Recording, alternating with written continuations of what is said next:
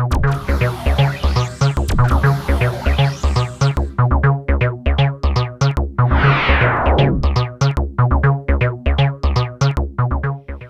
TIA Tech tip is on how to perform the temperature calibration of a Q500 or a Q50 TGA.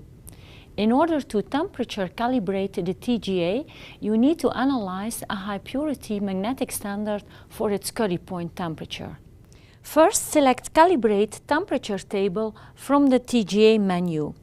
Reset all previous calibration data to 0 and apply before conducting a new calibration experiment.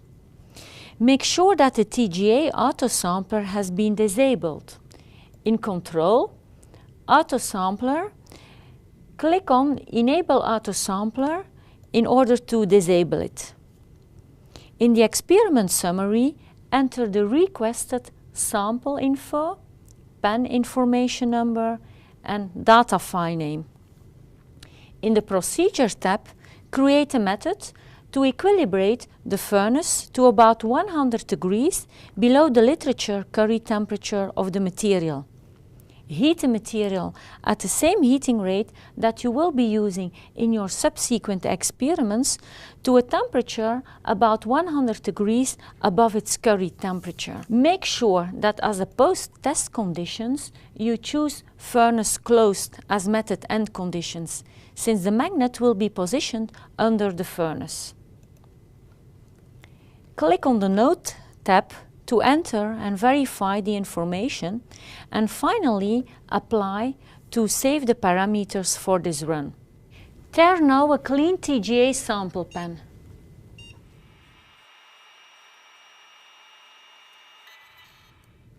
Load the nickel sample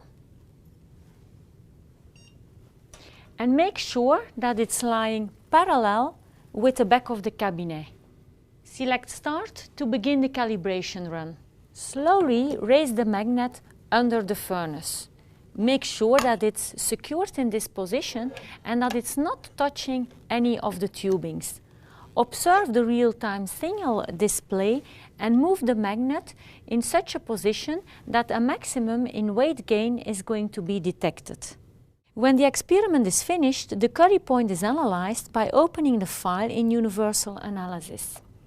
Choose to analyze the step transition. Place one marker on the flat baseline portion before the transition. Place the second marker on the flat baseline portion after the transition. The intersection of these two tangent lines, the extrapolated endpoint, corresponds to the Curie temperature.